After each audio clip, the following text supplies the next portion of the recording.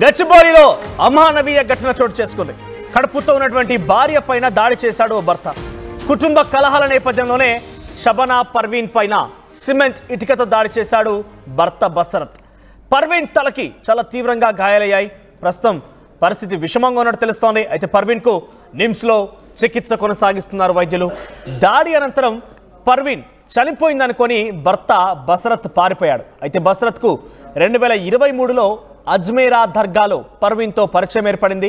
ఆ పరిచయం కాస్త ఇద్దరి మధ్య ప్రేమ కొనసాగింది. 2024లో ఇద్దరి మధ్య ప్రేమ వివాహం కూడా జరిగింది. అయితే కొంతకాలంగా పర్వీన్ బసరత్ మధ్య విభేదాలు కూడా ఉన్నాయి.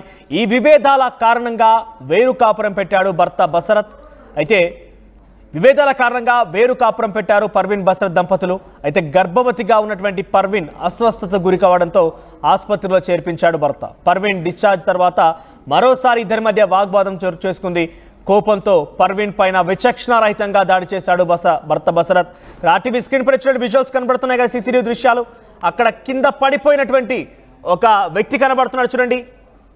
ఆ బండరాయి పక్కన కింద ఒక వ్యక్తి పడి ఉన్నాడు. బహుశా మీకు ఎగ్జాక్ట్గా ఆ విజువల్ కనిపిస్తే అర్థమవుతుంది. అక్కడ బైక్ వేసుకొని వెళ్తున్న వ్యక్తి భర్త బసరత్. సో అంతకు ముందు ఒకసారి విజువల్లో చూపిస్తాను మీకు నేను. ఇద్దరి మధ్య వాగ్వాదం జరిగింది నడి రోడ్డు పైనే. వారిద్దరు ఒకవైపుగా ఆ భర్త, ఇంకోవైపుగా భార్య. భర్త బసరత్, భార్య పర్వీన్ ఇద్దరు కూడా ఎదురెదురుపడి గొడవ పెట్టుకుంటూ ఉన్నారు. ఆ సీసీటీవీ దృశ్యాలు రికార్డ్ అయిన దృశ్యాలు ఇవన్నీ కూడా. సో ప్రజెంట్ ఎదురెదురుగా గొడవ పెట్టుకుంటున్న నేపథ్యంలో కూడా భర్త బసరత్ కాస్త ఆగ్రహానికి గురయ్యాడు.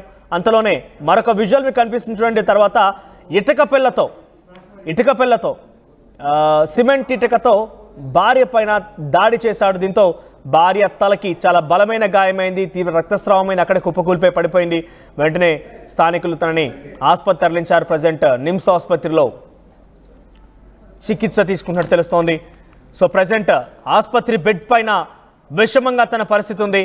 పర్వీన్ గతంలో కూడా ఒకసారి ఈ రకంగా విభేదాలు కూడా అయ్యాయి. విభేదాలు తలెత్తడంతో వేరు కాపురం పెట్టారు. అయితే కొంతకాలంగా ఇద్దరి మధ్య విభేదాలు కొనసాగుతూనే ఉన్నాయి. గతంలో కూడా ఇదే జరిగిన వేరు కాపురం పెట్టారు. మళ్ళీ విభేదంతో చేసుకోవడంతో మరోసారి రకంగా దాడికి